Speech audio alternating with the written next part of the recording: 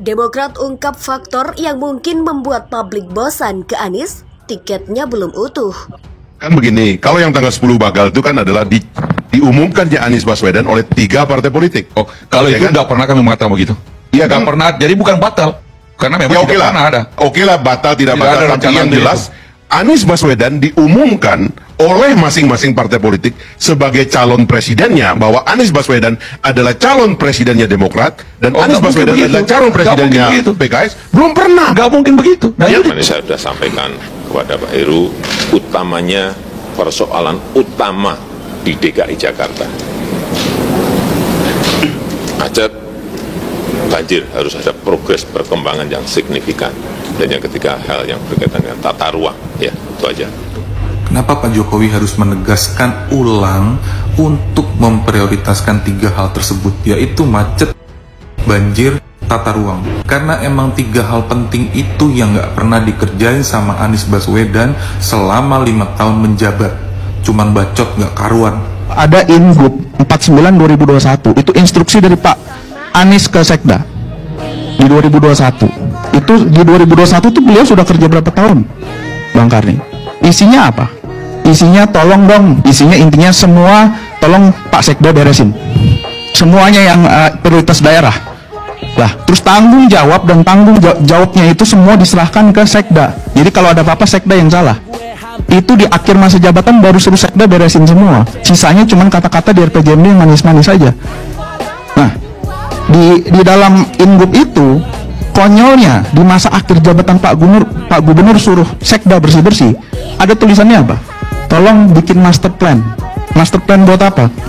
Yang pertama, master plan buat fiskal. Kedua, master plan buat aset daerah. Loh, orang kerja itu pasti udah punya master plan dulu di awal, baru kita kerja 5 tahun. Ini kerja setelah sampai 2021 dari awal jabatan. Baru mau bikin master plan di 2021 akhir, di pertengahan di akhir masa jabatan. Itu kan terlalu banyak narasi sampai beliau ngomong di forum apa tuh, yang penting gagasan narasi di ujungnya baru karya. Karyanya ngerjain siapa? Ingup, suruh Sekda yang kerjain. Ketika Anies dicapreskan oleh Nasdem, beberapa petinggi Nasdem dan kader Nasdem keluar, mereka yang tidak mendukung Anies. Oke. Ada juga yang mendukung Anies, kena sanksi, diberhentikan dari DPP. Pemberhentian ini juga jadi masalah tentunya. Kenapa? Yang diberhentikan itu wakil komisaris utama di sebuah BUMN yang syaratnya memang tidak boleh menjabat sebagai struktural partai. Jadi yang bohong nih siapa? Surya Paloh yang memberhentikan dia, atau Zulfan Lindan yang mengatakan bahwa dia sudah berhenti 2 tahun yang lalu saat dia diangkat. Nah kan ada ini. Problem akan terus-menerus mengikuti langkah ini. Tadi sudah baca juga. Apakah Surya Paloh berbohong bahwa dia baru diberhentikan sekarang, atau Zulfan Lindan yang berbohong bahwa dia sudah berhenti 2 tahun yang lalu?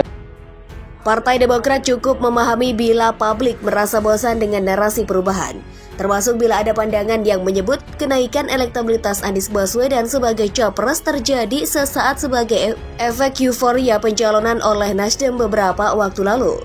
Menurut Deputi Badan Pemenangan Pemilu atau Bapilu Partai Demokrat Kamhar Lakumani, kedua hal itu mahfum terjadi lantaran narasi yang saat ini disampaikan Anies masih terbatas.